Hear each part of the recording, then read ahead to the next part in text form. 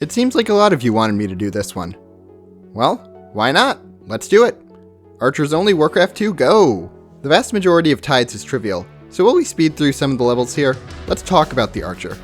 Compared to the Footman, it has some major strengths and massive weaknesses. First, the Archer is a ranged unit. Not only is this an incredible all-around advantage, it also means that the Archer can shoot every enemy in the game. This dramatically reduces the amount of towers I need to build, since archers swat dragons down like flies and do shockingly well against enemy ships. The unupgraded Archer is an extremely weak unit with 40 HP and 0 armor. It deals 3 to 9 damage per hit, while having a fairly unimpressive attack speed that has a very hard time switching targets. If you're like me, you might have looked at this and assumed it always dealt between 3 to 9 damage, minus a target's armor. But I only learned while writing the script that that's not actually how this formula works. The actual formula is, in parentheses, basic damage minus armor, plus piercing damage, divided by a random number between 1 and 2, rounded up. Against unarmored targets, the unupgraded Archer will deal between 5 and 9 damage a hit. Against heavily armored targets like ogres, the unupgraded Archer is doing between 3 and 6 damage a hit.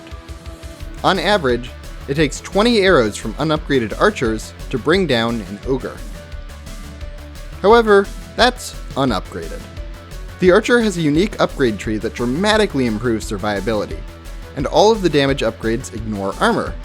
For 300-300, they get plus 1 piercing damage, which is pretty cheap and extremely useful. For 900-500, they get another plus 1 piercing damage, which is much more expensive, but still pretty worthwhile. After you get a keep is where their upgrades get truly spicy. For 1500 gold, archers become Elven Rangers, gaining an additional plus 10 health, plus 1 sight, and access to 3 additional upgrades. The most impactful one is the longbow, which costs 2000 gold, increasing archer range by 1 and just makes them so much easier to use. Aside from just being generally useful, this upgrade also allows archers to outrange destroyers, making these ships trivial to take out. Then, for 2500 gold, Rangers get an additional plus 3 piercing damage, which is just insanely useful. Then, the last upgrade is plus 3 sight for 1500 gold, which is nice to have, I suppose. After all that, a fully upgraded Elven Ranger goes from dealing an average of 4.5 damage a hit against ogres and buildings, to an average of 8.5 damage a hit against armored targets. The fully upgraded Elven Ranger is a good unit, but it is still a bit tricky to use, and they get better the more of them you have. Archers attack slowly, can freeze up and stop firing sometimes when there are a lot of enemies, and die very quickly. That means while their initial volley is devastating, they are incredibly easily overwhelmed if you don't have enough of them. Going into this run, I thought about banning towers, but I realized pretty quickly that that won't work, as archers just aren't strong enough to survive by themselves in the early game. Okay, enough math. It's time for some archers. Actually, let's begin with some footmen and correct a mistake I made in the previous video. I claimed that the first half of Grim Batal was impossible with footmen, but in the comments, Ian Graven corrected me, claiming that it was possible to reach the gold mine with a peasant alive. I first tried this with archers, but my archers were too frail to distract for long, turning my peasants into ogre meat. So, I decided to try this with footmen, and Ian was absolutely right. One peasant makes it, and I construct a town hall. There's still an issue, though. I have to share this gold mine with the orcs, and it's a very uneasy truce with tensions running high. These orcs don't build up at all, but they do mine gold, and every bit of gold they take is gold that I can't have. My peasants murder a particularly unruly peon in cold blood, but the orcs just train another one. Then, I trap their mining peon in between my farms and some trees, but they free Orc Carl by chopping the trees around him. Finally, I construct a guard tower, which ends the hostilities by murdering all the peons, allowing me to have some nice peace and quiet. After that, things are pretty easy. You can see the duality of the archer here, as they make a very easy landing compared to footmen, even destroying a juggernaut without losing too many troops. However, poorly defended cannon towers are significantly more dangerous for archers than they are for footmen, as one shot can kill up to 4 archers at once. Ultimately, the advantages prove to be stronger here as I clean up the environment by destroying all the orc oil refineries. Level 10, the Prisoners, also takes me a few tries. I want to destroy blue again, but Deathknights and ships keep on dealing so much damage as I land that I'm barely able to make any progress. After a couple of resets, I realize that I need to let blue destroy my shipyard and foundry before attacking, so their ships aren't defending their base when I attack them. Without enemy ships defending the base, I'm able to easily overwhelm blue with archers, then the rest of the level is trivial from there. Other than that, honestly, Tides was pretty easy. Even the last level wasn't too bad. I used my starting units to help take a base, but after building my Great Hall, I killed them off.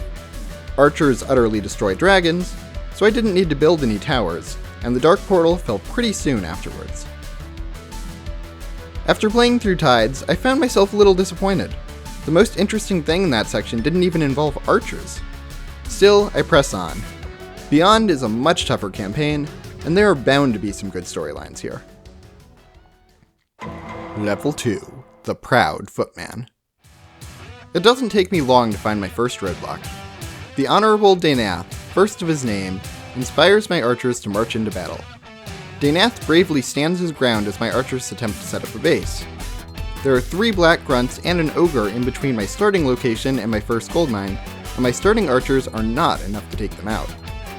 Looking for another way around, I go north, bypassing black's units to reach the gold mine.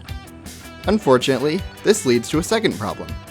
Red sends their first attack wave in the level almost immediately, and they obliterate my base before it begins. I was only able to get up a base once with this method, and even when I did, I didn't have enough money to defend Danath at my starting point, so Red kills him and I lose the mission. The solution here is to just wait for the ogres to come to me. My starting allies help defend against Red's first attack wave, then I move out, constructing my town hall and building a few guard towers close to Red's base. There's a fair bit of time between Red's first and second attacks, so I'm finally able to actually start the level.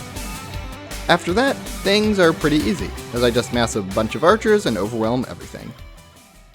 Level 3, the Cowardly Paladin. Instead of the stalwart and steadfast Danath, Level 3 starts with a terrified, feeble Paladin. Terralian runs away from his problems, and will hide in the back of our base as we build up archers. I had to get pretty creative to beat this level with footmen, and the struggle is just as real here with archers. While archers are better than footmen, that's only true in extremely high numbers. Normally on this level, your starting gold runs out early and you take an expansion in the northwest, but doing that causes some problems. This expansion is in an absolutely horrible defensive position, and orange starts going absolutely insane very quickly. So, once again, I try and replicate my previous strategy. Instead of taking the expansion when I run out of gold, I go straight for orange, trying to take them out of the game immediately. And I fail. I can only get about 27 archers before I run out of gold, but there is a massive problem. I only succeeded with footmen because my footmen were bulky enough to rush in and take out mining peons without destroying most of the base. Archers can't do that. Footmen and archers move very differently from one another. While footmen need to spread out to overwhelm key targets at the start of fights, archers work best by staying in a death ball, obliterating anything that gets too close to them. Unfortunately, this death ball is really slow, and moving out of position for even a second can lose me my entire army immediately. My first task is to break through a narrow choke point guarded by cannon towers outside of the base. I first use some peasants to lure out enemies guarding the towers, then go in. As I'm heading in, an ogre attack wave hits me, forcing me to retreat, thankfully taking out all of the ogres without too many losses. Then, I charge in my archers, quickly destroying the towers and maintaining a sizable army in the process. Once I reach the base, my first task has to be destroying the barracks. My footmen didn't need to do this, but archers are extremely vulnerable to enemy reinforcements, since as soon as I lose a critical mass, my army will crumble extremely quickly. This battle is chaotic, as my archers take catapult and guard tower fire while they destroy the first barracks. Then, I destroy the southern guard tower, regroup my archers beneath the second barracks, and start shooting it. A second ogre comes out of the second barracks, but only manages to kill one of my archers, which leaves me with 9 archers and 3 peasants to finish off the base. My victory is far from assured. Orange's gold mine is guarded by a guard tower and a cannon tower, and it's only a matter of time before Orange rebuilds their barracks in a place I can't reach. I try to take out the cannon tower first, which does heavy damage to my remaining army. Then I finish off the guard tower, leaving me with 1 peasant and 2 archers in the enemy base. It's still far from over. We now get to experience the terrible Warcraft 2 target finding in its full glory. 2 footmen could have murdered every peon here in a few seconds, but my archers can't keep up with the mining peons, and freeze as they keep changing their targets. My archers refuse to shoot unless I tell them to, and they only shoot until the peons enter the gold mine or the fortress. This is legitimately a micro challenge, and I can't keep up. So, instead, I just spend the last of my gold on a town hall, move my final 5 peasants and last archer towards the new base, and try to shoot as many peons as I can. By the time my town hall is finished, Orange has rebuilt a barracks and trained a grunt. Their grunt kills my 2 archers, but my last reinforcements take it out and I can start mining. Orange gets another grunt and kills my last archer, but I built a guard tower, which finishes just in time to kill off Orange's last grunt. Orange then trains an ogre, but it's no match for my guard tower, which easily takes out Orange's remaining peons. Orange is dead, and I have gold. But I'm not free yet. I have no army. Purple and red are starting to activate, and they're overwhelming my main base. With my new gold income, I try to hang on, but my paltry force of archers is no match for ogres, catapults, grunts, and dragons swarming my main base.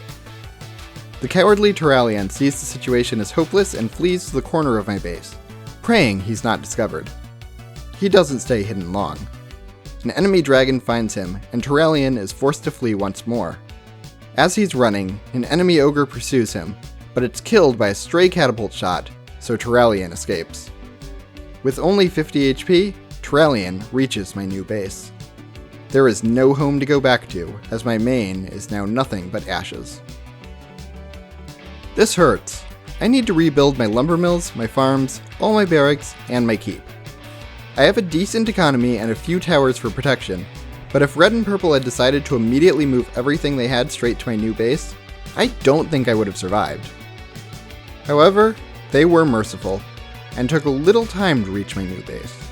Using this time, I rebuild my infrastructure and set up a tiny defense, which barely holds.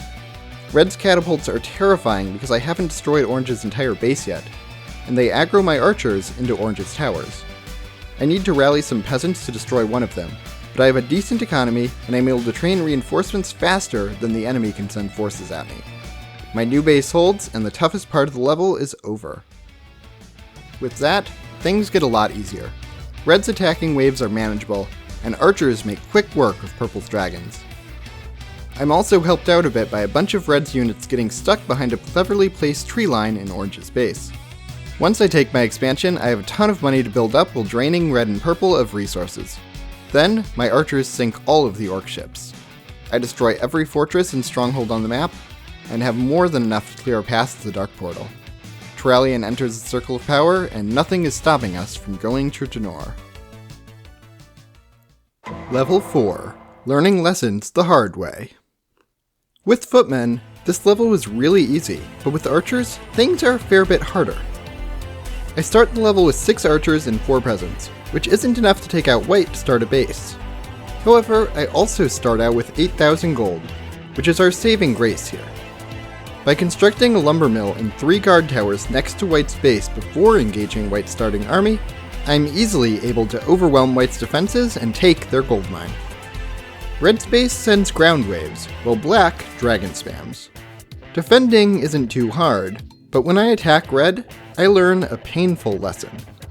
Archers are good units, but only once you have a ton of them. And by a ton of them, I don't mean just 1 or 2 control groups. I mean like 6 or 7 control groups.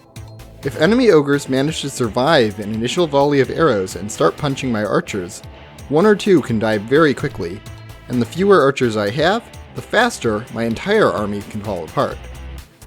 The first time I attack Red, I only have a few control groups of archers. While I kill a lot of enemies and destroy a couple towers, Red's reinforcements completely demolish my army. Not learning my lesson, I go in next time with 2 control groups of archers, only destroying a single tower before my army is wiped from the map. I go in with 7 more archers, quickly destroy a 3rd tower, then retreat. As I'm rebuilding, Red's grunts and catapults find my mining peasants, depleting a ton of my economy. Red also mines out of their gold and starts mining from my expansion. This isn't working, but I'm still pretty slow to learn my lesson. I build up to another 3 control groups and go again. Without as many towers protecting their base, Red crumbles and I'm able to get a very expensive victory. My archers do eventually fall while trying to clean up Red's remaining towers, but only Black remains.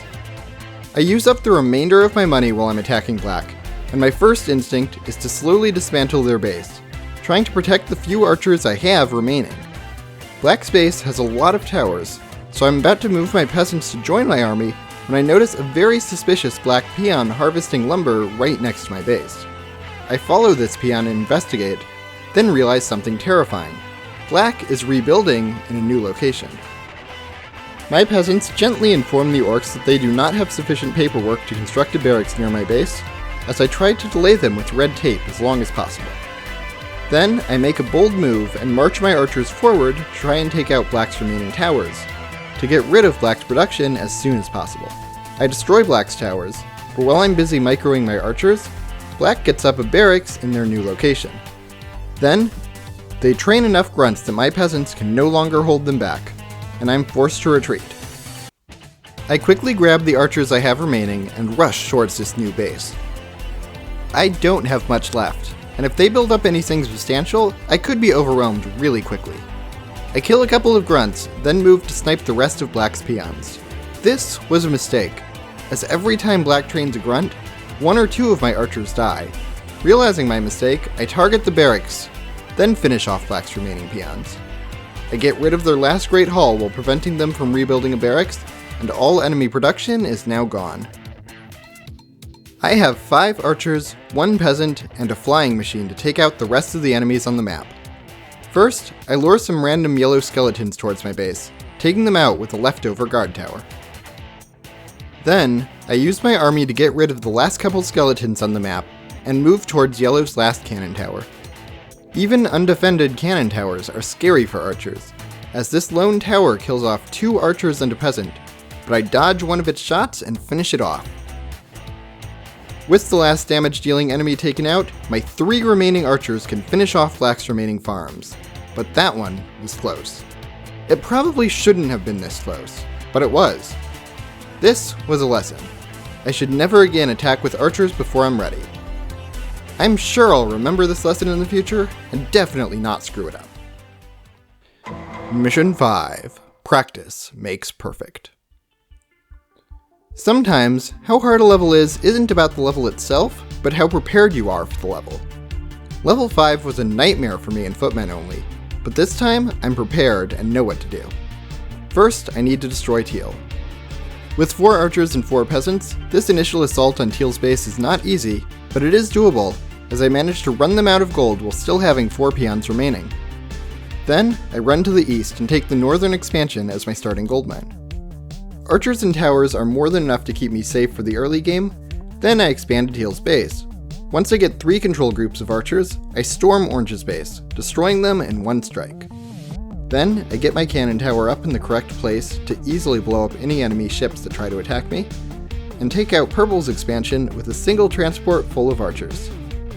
My archers blow up the world's most annoying cannon tower pretty easily, then I build up and prepare to attack Yellow. I send 6 transports full of archers towards Yellow's base, and this is enough to completely overwhelm Yellow's defenses and eliminate them out of the game on my first strike. My archers easily take care of Yellow's juggernaut near their shore, then I wipe out all of Purple's ships with my cannon tower until they're out of lumber. With everything being so much more efficient, I have a ton to overwhelm Purple's base.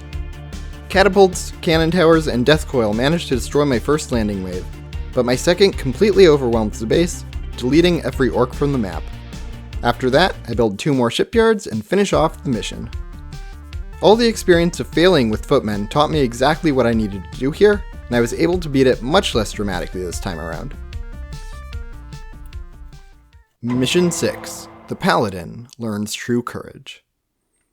Last time on this level, I started with Danath, who was able to single-handedly neutralize one enemy at the start and trivialize the mission.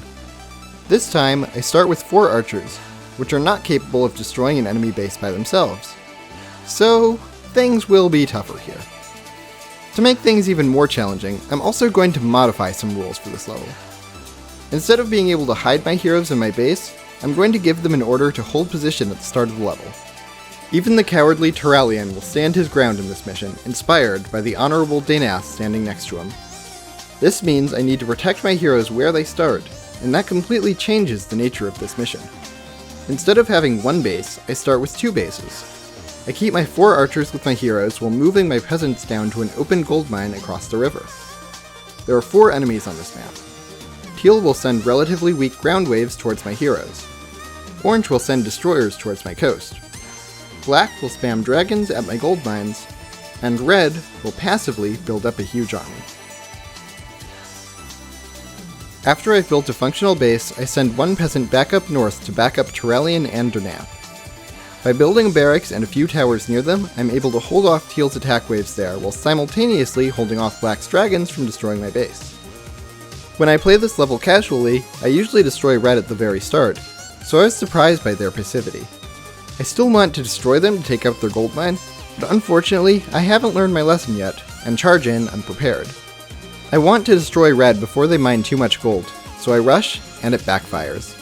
I attack with about 23 archers, and they take out 1 cannon tower before getting slaughtered. Then, I build up another 18 archers, and send them in thinking the cannon tower was the problem. They do absolutely nothing other than trade with the red's army. I mass up another 9 archers really quickly, snipe the cannon tower before getting taken out. After that, I mass up 18 more archers that do absolutely nothing. I spend the rest of my money, send in everything I have left, get pretty close, but then enemy dragons attack my main base, I split my army, and everything dies. Okay, that was a disaster. My next attempt, I learn my lesson and charge in with 4 control groups this time. This group gets really far, destroying both cannon towers and infiltrating red's base, but then I make my second mistake. Instead of destroying the barracks, I try to kill red's mining peons. Red is a passive player that's been mining all game, so killing their mining peons is pretty pointless. However, leaving the barracks up alive is a massive mistake. Every time ogres spawn, a couple more archers die until suddenly my army dwindles into nothingness and I'm pushed back. I really want to destroy them quickly, so I fall back into my previous mistake, rushing out 13 archers and attacking the base again. My army falls, but this time I do at least target one of their barracks and destroy it. Then I get 9 more archers, immediately send them in, target their remaining barracks before any of their peons, and destroy it. Without red training up reinforcements, it's easy to clean up their base, but I've wasted a lot of time and money here. Still, red's mine has about 10,000 gold left, so I hope that's enough to finish off the mission. Teal has run out of money at this point, so all I need to worry about defensively is black's dragons. Thankfully, I don't need to destroy everything in order to win. I only need to destroy orange. To get rid of orange, I first need to run them out of money. When I used footmen, I did this by building a bunch of towers near the shore, but archers are more than capable of doing this task without towers. For several minutes, I go back and forth between targeting orange's oil platform near my base, and destroyers they send to my coast, both of which archers are able to destroy without any issue.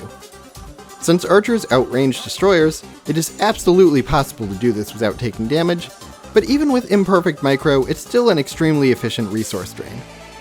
Eventually, orange stops rebuilding their platform and training more destroyers, which means it's time to get my own shipyard.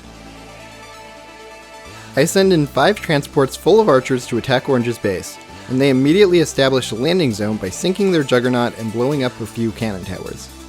They kill a good chunk of orange's army too. However, I have a problem. I'm out of money and black's dragons are starting to chew through my base. Realizing there's no point in saving my base, I consolidate my entire army in one spot, bringing in my final 4 archers and the rest of my peasants to attack Orange. I unload 12 peasants next to one of Orange's cannon towers, easily destroying it, then charge, using my peasants as a front line. The rest of Orange's army and towers go down, but I only have 4 archers and 9 peasants remaining, so the base trade has turned into a race. I intentionally ignore Black's buildings, only targeting Orange. By the time I've taken out their last building, my base is mere smoldering ash, but that doesn't matter. My 2 heroes, who have so steadfastly stood next to the Circle of Power this entire time, take their first and only steps to the mission. They enter their Circle of Power, and I've beaten the level. Level 7. No healing, only peasants. Beating the next level, Deathwing, with only footmen, is silly and impossible, so I skipped it. Defeating it with only archers is also silly and impossible. So let's try it anyway. For this one, let's go only heroes, archers, peasants, transports, and the flying machine. The level starts with Khadgar, Ilaria, and 3 paladins on a quest to kill Deathwing with no support. Normally, the paladins are important because they can heal your heroes and keep them alive. Without healing, things become much tougher. I start the level by heading east to a tiny orc base next to a gold mine. The orcs have captured some peasants and archers, which I can use to build a base. The only aggressive enemy on this map is Black, which consists of Deathwing and exactly 1 dragon roost in the middle of the map. This roost will spam dragons until Black runs out of money, at which point all enemy attacks stop. This sounds pretty easy, but the big limiting factor on this mission is the tech tree. The only structures I am allowed to build are town halls, farms, lumber mills, and shipyards. Since I'm not allowing destroyers and can't even build a foundry to train transports, the shipyard becomes useless. That means all my base can do is get my basic archer upgrades and, train peasants. So, that's what I do. I train up an army of peasants who are willing to throw themselves into Dragonfire in order to buy Ilaria the time she needs to kill them. It's a little scary, but after a while, I've bankrupted Black while Ilaria and Khadgar are on low health. With no immediate threat, it's safe to start moving out. The first threat I need to deal with is White. They have an island base up north, which is guarded by a small land army and some ships. I can safely ignore the land army, but the ships are a little scary, and it would be better to take them out before bypassing the base. I use my flying machine to lure an enemy destroyer to Ilaria, then use my transports to lure out a giant sea turtle. Ilaria's arrows have more than enough force to pierce the ocean and bring down the underwater turtle. Then, with the threat cleared, I tell my transports to move north, and...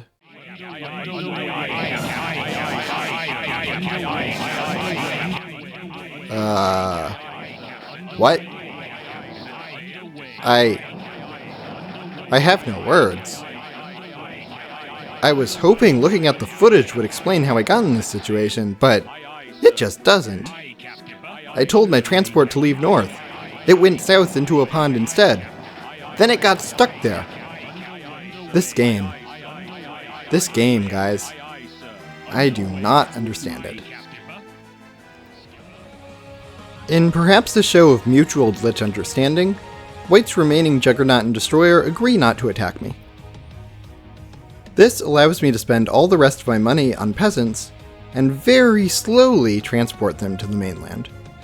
My peasants provide a surprisingly strong front line for Ilaria and Khadgar, and soon I've rescued the hero I need to complete the final objective. Kurduran and Skyri is much weaker than Deathwing, but he's the only one who's capable of luring the Great Dragon out of his mountain home and into my archers. Normally, Deathwing turns around if he gets too far away from his dragon roost. However, he can't resist gobbling up peasant Lunchables, and doesn't even notice a blizzard freezing his insides. With Deathwing dead, Kurduran can take out his dragon roost. Mission complete. Mission 8. No heroes, no problems. Honestly, the Coast of Bones was a pretty boring level. I just massed up archers and had enough gold to win. It wasn't super easy, but not super interesting either. Next! Mission 9. No flying machines required. In my footmen run, I have used flying machines to make the last several missions much easier. It's funny that the non-damaging scouting unit is so powerful here, sure, but isn't that also kinda cheating? I was honestly surprised nobody called me out on this in the comments, because I sure felt like it was. We don't need flying machines here. From this point onward, I'm banning the flying machine. Let's see what Death Knights can do at their full potential. Wait.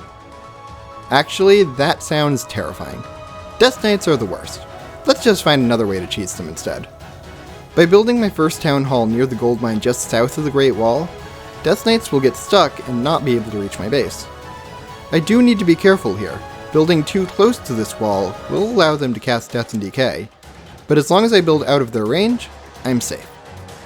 Without needing to worry about Black's Death Knights, this level is not bad at all. I eventually destroy Teal, then build up a massive army of archers and overwhelm Black's fortress. No flying machines required. Mission 10. No towers, just archers. The Siege of Vanguard starts me with 8 elven archers and Ilaria. Compared to my paltry starting forces in previous levels, this is absolutely insane, which means this level becomes fairly easy. Before doing anything else, I select my archers and snipe Teal's Great Hall near the central gold mine, along with every tower they have there. After that, I retreat and position my archers near my walls, researching longbow as quickly as possible. Archers with walls are a pretty good defensive force, and I am able to build up a massive army.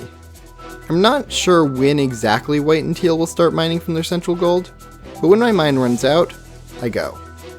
By the time I get there, Teal has rebuilt their central Great Hall, but I can easily destroy it, then I start building a couple barracks to hold the point.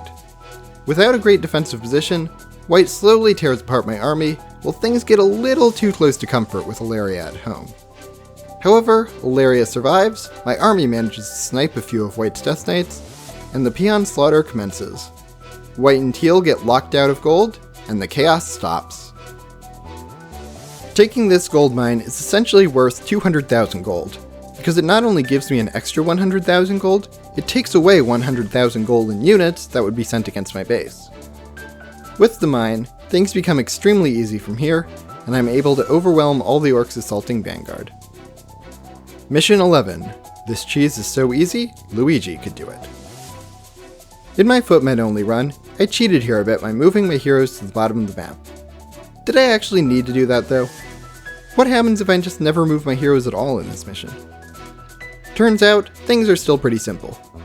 Teal's army can find my heroes if I don't move them, but a few towers and axe throwers make quick work of their attack waves. Purple's army, however, still bang their head against a wall until they forget why they exist.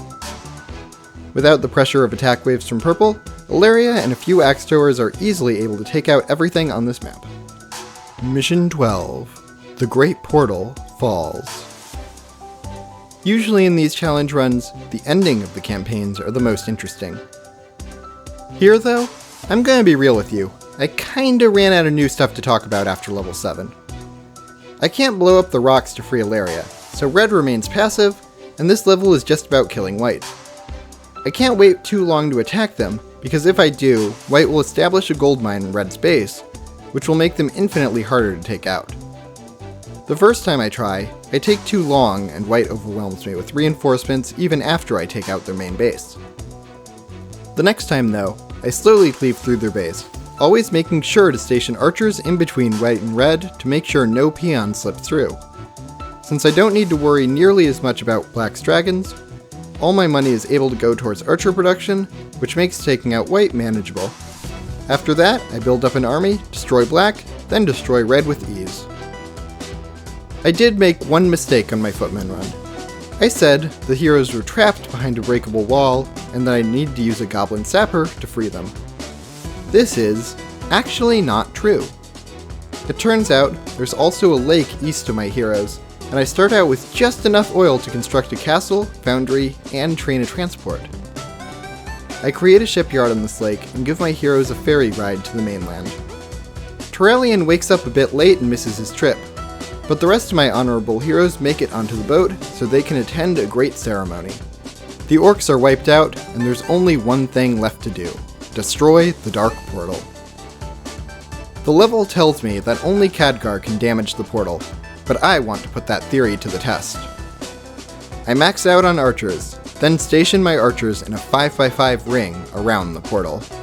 Then, I command every single archer in range to attack the portal simultaneously. The arrows fly, creating the most terrifyingly beautiful sight this world has ever seen. With the combined power of 181 archers attacking the Great Portal simultaneously, not even invulnerable armor is capable of holding off the hailstorm of bows.